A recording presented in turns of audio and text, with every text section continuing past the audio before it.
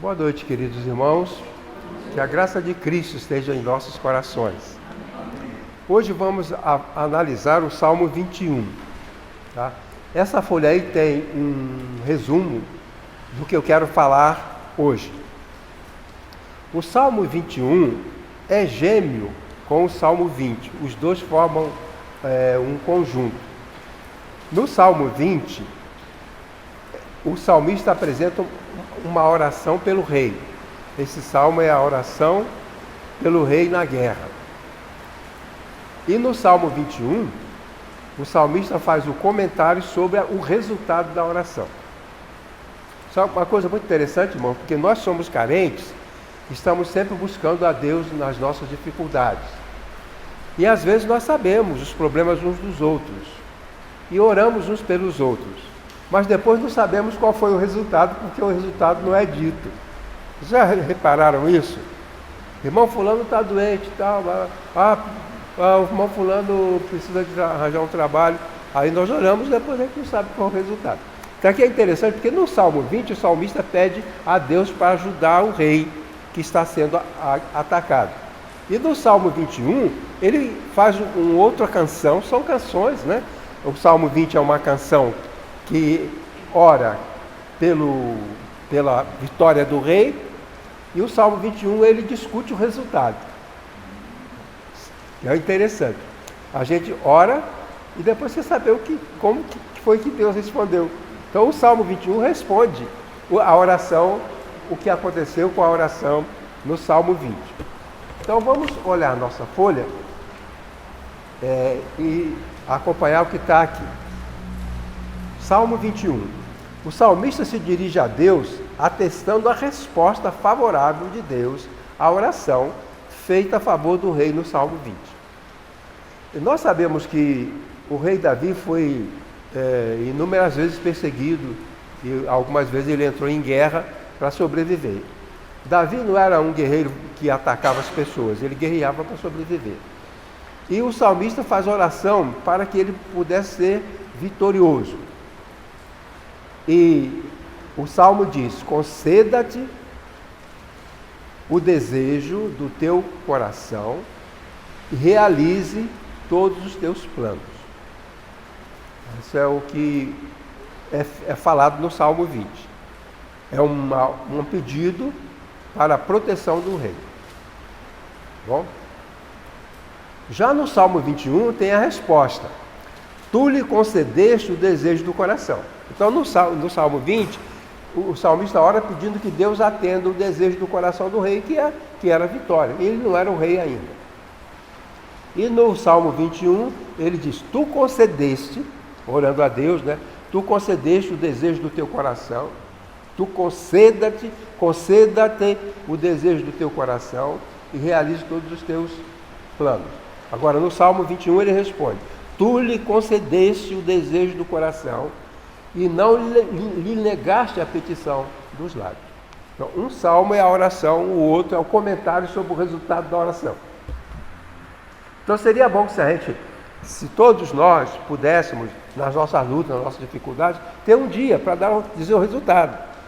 Dizer, né, para a igreja qual foi o resultado. Porque isso encoraja outras pessoas. Porque se uma pessoa está numa luta terrível e ela ora e ela é atendida, outros que estiverem em problemas parecidos também vão ter fé para orar e vão conseguir, vão alcançar também as bênçãos. Bom? Então, neste caso, o Salmo 21, tu concedeste, o versículo 2, tu concedeste o desejo do teu coração, é a comprovação da resposta. Resposta positiva, agora tem um outro salmo para comprovar essa resposta. Bom? Certo? Bom. O Salmo 21, de 1 a 7, agora já fizemos a comparação, agora o Salmo 21, de 1 a 7, fala da vitória do rei como o objeto da oração feita no Salmo 20. Nos versos de 8 a 12, fala de livramentos obtidos e livramentos ainda a serem obtidos. Isso no Salmo 20. Pois bem, então vamos ver quais são as lições que nós podemos alcançar sobre a oração. São 2 salmos sobre a oração, um complementando o outro. Um que pede e um que relata a vitória, um que relata o resultado. Né? Primeiro, uma única bênção pode significar tudo aquilo de que precisamos. O verso 3 diz assim. Onde está? Verso 3. Pois o proveste de bênçãos excelentes, puseste-lhe na cabeça uma coroa de ouro fino. Esse versículo está dizendo o seguinte, que a finalidade do rei, o propósito de Davi era ficar vivo. Né? O propósito de ficar vivo. E Deus concedeu esse propósito a ele. E mais uma coisa, deu a ele a coroa do rei. A coroa do rei. Então, é interessante isso. Não somente Deus preservou a vida dele, mas o abençoou com o reinado. O que eu quero dizer, o que estamos dizendo aqui é o seguinte, uma única bênção pode significar tudo aquilo de que precisamos. Ele precisava ficar vivo. Né? Essa é a bênção. Agora, essa bênção, concedendo a ele a vida, traz outras e outras bênçãos. Então, na vida da gente é assim. Às vezes você pede, vamos imaginar um casal que vive mal porque estão endividados. Aí um aborrece com o outro, discussões, dívidas, né? E as pessoas vivem com problema. O marido está desempregado. As dívidas não são pagas, a mulher pressiona, as crianças estão necessitadas. Então, um conjunto de necessidades. Aí vamos orar para o marido arranjar um emprego. Aí o marido arranjou um emprego. Só o fato dele arranjar um emprego trouxe tranquilidade para a esposa, pôde pagar as dívidas. Quer dizer, há um conjunto de bênçãos que vêm atreladas. Quando eu tinha 5 anos, eu tive varíola. As pessoas morriam. Naquela época o tratamento era precário e as pessoas morriam. Eu fui levado no pronto-socorro, com 5 anos de idade, fui levado ao pronto-socorro porque eu estava muito mal. E as pessoas me levaram no pronto-socorro. A ambulância veio me buscar, que era um caso grave. Quando eu cheguei no pronto-socorro, os enfermeiros já tinham experiência, ele já veio correndo com uma pinça desse tamanho, com um chumaço de algodão, já abriu a minha boca e começou a tirar aquele material que na varíola acumula na garganta. Quer dizer, aquelas bolhas que dão na pele por fora, dão também por dentro e a pessoa morre sufocada. Então a primeira coisa que o enfermeiro fazia era isso. Olhou, está com varíola, pega lá e já vai liberando a garganta para ele sobreviver. E dali eu fui levado para o isolamento. Fiquei no hospital lá no Rio de Janeiro, no isolamento, é o Emílio Ribas de lá, né? E fiquei lá. A enfermeira entrava na enfermaria toda paramentada, né, com aquelas roupas, toda com luvas, e a moça da comida colocava a comida por uma janelinha. Quer dizer, eu era isolamento. Eu fiquei ali 8 dias. Deus me salvou. Quando Deus me deu a bênção da vida, deu todas as outras bênçãos que eu iria receber até hoje. Entendem? Às vezes nós achamos que não temos o que agradecer. Naquele dia, Deus me acumulou todas as bênçãos. Se eu, um menino de 5 anos, sou mantido vivo, eu vou poder aprender a ler, vou aprender a escrever, vou aprender a brincar, vou aprender a crescer, vou aprender a casar, vou aprender a ter profissão. Porque tudo decorreu daquilo ali. Os irmãos já pensaram, se nós parássemos um dia para ver que houve um momento na vida da gente, quando a bênção-chave foi dispensada. Naquele momento, nós, na maioria das vezes, não sabemos, mas houve um dia que aquela bênção específica foi dispensada e todas as outras bênçãos decorreram daquela bênção. Por causa daquela bênção, todas as outras vieram. Quando a gente se converte, a conversão é uma bênção. Mas quanta coisa vem aí? Quer dizer, as bênçãos são desencadeadas. E o salmista diz, você foi preservado da morte, agora vem outras coisas. Inclusive você se tornar rei. Porque se você tivesse morrido, essa bênção de ser rei você não teria. Isso é bonito, não é? É uma coisa muito legal, muito bonita. Então, Deus respondeu a oração, porque o salmista pede que o rei seja vitorioso na guerra. Deus deu isso, mas também deu o trono, deu depois família e tudo mais, tudo bem mais. Então, com certeza, num dia da nossa vida, em algum momento, Deus deu aquela bênção que é a bênção-chave, através da qual nós fomos alcançando outras e outras e outras e outras. Bom, prosseguindo. 2. A exaltação do crente, o salmista agora está avaliando o resultado da oração do Salmo 20. Está avaliando. Né? A primeira avaliação é essa, que aquela bênção trouxe outras bênçãos e outras e outras. A exaltação do crente depende da ação de Deus. No verso 5, ele diz...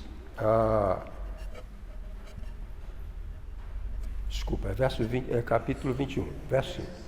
Grande é a sua glória pelo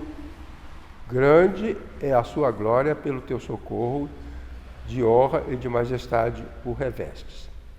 Bom, aqui o salmista diz assim: toda vez que Deus dispensa para nós alguma coisa, uma luzinha acende. Glória de Deus. Acende pisca aquela luzinha. É isso que ele quer dizer. Porque nós não podemos jamais imaginar que Deus está cuidando de nós a troco de nada. Ele está cuidando de nós por amor à sua glória, por amor à sua bondade, por amor à sua misericórdia, por amor à sua justiça. As coisas estão acontecendo aqui na terra, nós estamos sobrevivendo às lutas e aos problemas, e aquela luzinha está acesa, a glória de Deus, a grandeza de Deus, a bondade de Deus, o amor de Deus. Quantas passamos por aqui?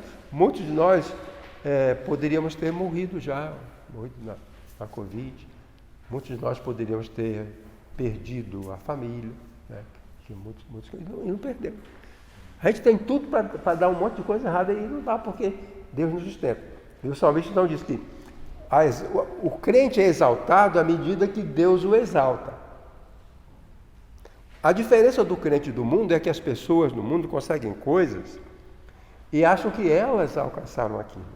Então, para nós os crentes, nós alcançamos coisas porque Deus, na sua glória, nos cuida de nós. Então, a exaltação do crente é decorrente da exaltação de Deus. À medida que Deus é glorificado no seu poder, na sua bondade, no seu amor, nós somos exaltados na nossa vida pessoal. Bom? Se alguém quiser fazer alguma pergunta, pode fazer. O item 3 diz: a confiança em Deus é a condição fundamental para recebermos as suas bênçãos. O verso 7 diz: pois o rei confia no Senhor. Ele diz assim: tudo que acontece é porque o rei confia. Então, pois o rei confia no Senhor e pela bondade do Altíssimo permanecerá inabalável. O rei confia no Senhor e pela bondade do Altíssimo ele será exaltado, será inabalável. O adorador, aquele que adora a Deus, pode contar com a sua bondade. A confiança em Deus é a condição fundamental para recebermos as suas bênçãos. Então, verso 7. Se Davi venceu a guerra é porque ele confiou no Senhor. Certo? Se ele venceu os inimigos é porque ele confiou no Senhor. E para nós, os crentes, as vitórias são consequência da confiança e da fé. É o dom. O escritor aos Hebreus diz que a fé é o firme fundamento das coisas que esperamos e a prova das que não vê. É pela fé que alcançamos vitória, é pela fé que alcançamos triunfo. É interessante que a fé é um dom de Deus para nós. E às vezes a gente não valoriza. A gente tem fé, mas às vezes não valoriza, não pratica. Quando a gente lê a Bíblia, crendo, a gente está praticando a fé. Quando a gente ora, crendo, a gente está praticando a fé. Mas às vezes a gente não pratica a fé, a gente não faz isso. Não é verdade? Não é verdade? Bom, o item 4. O adorador a Deus, o Altíssimo, pode contar com a sua bondade para sempre. O verso 7 diz: pois o rei confia no Senhor pela bondade do Altíssimo, assim ele permanecerá inabalável. Eu conheci pessoas, os irmãos também conheceram pessoas que tiveram encontro com Jesus, tiveram encontro com Deus, e expressaram a fé, e um belo dia a gente encontrou aquela pessoa totalmente sem fé, totalmente sem esperança, e porque perdeu a fé. Não sei se os irmãos conhecem alguém assim. Como dizia a poesia do Mário Barreto França, fora em tempos passados um bom servo da seara, fora. Né? E depois ele deixou para lá, ele perdeu. E o salmista diz, aqui essa fé que nos dá a vitória, ela é a fé que dá a vitória porque ela é inabalável, ela é a fé. A gente continua confiando, acreditando. O item 5 diz, a resposta favorável de Deus às nossas orações é motivo para que louvemos pelo seu poder. Isso aqui então está no verso 13, a gente pula para o verso 13, que exalta-te, Senhor, na tua força, então cantaremos e louvaremos o teu poder. A fé estava relacionada ao culto. O salmista era um ministro do culto, era um servidor do culto. Os salmos eram escritos por pessoas ligadas ao culto. Os levitas e os sacerdotes. E outros que não eram ligados ao culto, mas dentro da mesma linha eles anunciavam as palavras e as orações eram feitas. E aqui nesse caso, no versículo 13, está realçando o fato de que os nossos problemas, as nossas dificuldades nos ligam com a necessidade da adoração. Então, o salmista era um adorador de Deus. Os adoradores têm mais liberdade para buscar a bênção de Deus. Muitos cristãos não vêm adorar, não adoram em casa, não leem a Bíblia. Tudo bem, está lá. As 7 cartas do Apocalipse falam, e quem quiser, e o próprio Jesus falou, se você quiser, se você compreendeu, se você quer, então as pessoas podem fazer isso. Mas aquelas pessoas que estão ligadas, que aceitam, elas têm mais vantagem, mais facilidade. Eu trabalhei muito em hospital, eu via os doentes que criam, é uma coisa totalmente diferente dos doentes que não têm fé. Então, quando eu visitava aqueles doentes muito graves, alguns tinham a Bíblia lá ao lado da mesa, e eu falava, e aí, tudo bem? Estou aqui, mas Deus vai me tirar daqui. Agora, aquele que não tinha fé, ele não tinha essa palavra. Ele não tinha essa palavra. E nós sabemos, os médicos sabem, que a fé é fundamental para a cura. Já contei para os irmãos daquele famoso cirurgião, que ele se dizia, quando ele ia operar um paciente, primeiro ele conversava com o paciente para avaliar se o paciente estava com esperança de sarar. Então tinha aquele paciente que dizia, doutor, que bom, o senhor vai me operar, tem certeza que vai dar certo, eu estou confiando, Deus pessoas estão orando por mim, eu estou confiante e tal. E aí ele operava tranquilo. Aí ele encontrava o paciente, doutor, eu acho que eu vou morrer na mesa, eu acho que eu não vou sarar, eu sei que o senhor é um bom cirurgião, mas no meu caso não tem cura. Ele disse, se o paciente está com esse discurso, ele disse, eu não opero. Chama um pastor, chama um psicólogo, chama um padre para reverter isso. Porque se ele for para a mesa de cirurgia, porque ele já está crendo, já decidiu que vai ficar morto lá na mesa, eu não vou operar uma pessoa assim. Ele não operava. Só depois que... então chama um padre, chama um pastor, chama alguém para insuflar a fé. Eu não posso operar um paciente que está firme na crença de que vai morrer, ficar na mesa, ele vai ficar na mesa. Porque é isso que ele está crendo que vai acontecer. Mas quando nós cremos, aí ele falava, quando o paciente crê, aí eu também creio e fico animado. Não adianta que o médico é crente e o paciente é incrédulo, não adianta. Não adianta que o médico, muitas pessoas dizem, muitas vezes me procuravam, o doutor Elias é crente, eu prefiro que ele me passar com ele. Tudo bem, mas não adianta eu ser crente e eu ter fé, se ele está longe de Deus, se ele é incrédulo, se ele não quer saber de nada, se ele não confia em Deus, então não vai adiantar. Então aquele cirurgião falava, eu só opero se a pessoa estiver crendo. Então falamos isso aí, né? A resposta favorável de Deus às nossas orações é motivo para que louvemos pelo seu poder. Nós vamos então, irmãos, ouvir as discussões que os irmãos gostariam de fazer. Alguém quer dar uma palavra? Aqui embaixo eu coloquei, fale de uma situação em sua vida quando uma única resposta de Deus representou para você um grande número de bênçãos. E agradeço a Deus por isso. Deixa eu voltar só mais um pouquinho. Eu acho que isso é muito importante, a gente acreditar que às vezes é uma coisa só, que nós precisamos. Às vezes nós corremos atrás de tantas coisas, mas há uma coisa que é a coisa básica, que é o fundamental. Não sei se os irmãos se lembram da história do filme do Frankenstein, né? Frankenstein é chamado o monstro, mas na verdade Frankenstein não era o monstro, Frankenstein era um médico que construiu o monstro. E o monstro não tinha nome. Mas uma das versões dizem que o monstro criado pelo Dr. Frankenstein, ele era horroroso, era horrível, era pedaço de vários cadáveres e era expulso, ninguém suportava ele é expulso das vilas e ele vivia se afastando, fugindo, levava pedrada, levava paulada. Então ele fugiu, entrou numa floresta e lá encontrou um velhinho cego morando numa cabana. E fez amizade com aquele velhinho. O velhinho não tinha problema porque era cego. O que assustava nele era a sua monstruosidade.